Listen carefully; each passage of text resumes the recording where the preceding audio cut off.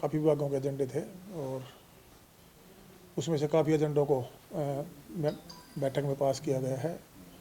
जैसे मैं अपने टोहाना क्षेत्र की बात करूँ, 100 बेडेड हॉस्पिटल एजेंडे में था, वो क्लियर हुआ है। पुरानी दशकों पुरानी मांग कहूँगा कि मेरे क्षेत्र की थी और प्रदेश के अन्य जैसे हाई पावर परचेज में सीमेंट परचेज का जो 2-3 डिपार्टमेंटों में डेवलपमेंट के लिए, इसी पर अन्य बहुत से काफ़ी एजेंडे थे जो क्लियर किए गए। इसके अलावा सर कोई और डिपार्टमेंट से जुड़ी कोई बड़ी खबरी हुई है? हाँ बिल्कुल, उसमें जो हमारे बिजली में जो डेवलपमेंट होनी है, बिजली विभाग की तरफ से भी एजेंडे थे और वो भी क्लियर हुए।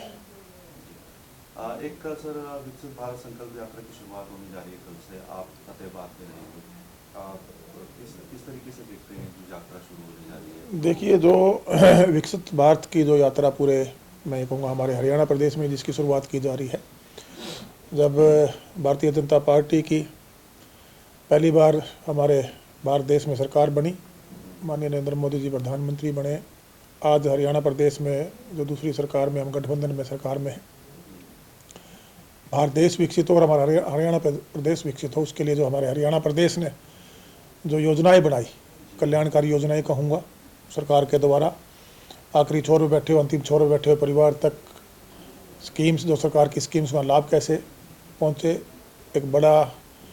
परिवर्तन कहूँगा, व्यवस्था परिवर्तन कहूँगा बल्कि इसको, कि सरकार के द्वारा किया गया। अनेकों एक ऐसी योजनाएं जो 1,80,000 से BPL परिवार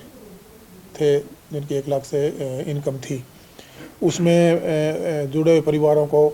चिरायु आयुष्मान कार्ड देने की बात हो, उसमें बहुत से लोगों को बेनिफिट मिला और 1,80,000 से लेकर 3 लाख तक के सिर्फ मात्र 1500 रुपये में 5 लाख का एक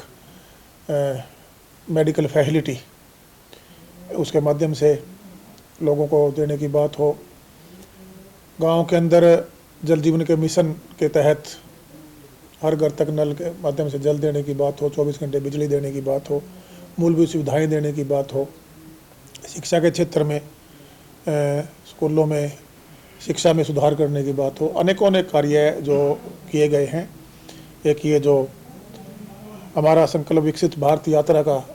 कल से उसकी शुरुआत पूरे प्रदेश में होने जा रही है और लोगों तक हम सरकार ने जो कार्य करे उनको पहुंचाने का काम करेंगे और जो कार्य हम लोग जनता तक लेकर गए हैं जनता को बताएंगे। हमारा भारत सर्वश्रेष्ठ भारत बने, हम सब मिलकर एक अच्छे नागरिक के नाते और एक जो मैं ये कह सकता हूँ कि मानसिकता में जो एक गुलामी थी उससे भी हमें बाहर आना होगा और आमजन एक अच्छे नागरिक के नाते अपनी भारतीय होने के नाते अपना ड्यूटी पूरी करे, अपनी जिम्मेदारी निभाए, वो हम लोगों में एक संदेश ले जाने का कार्य करें।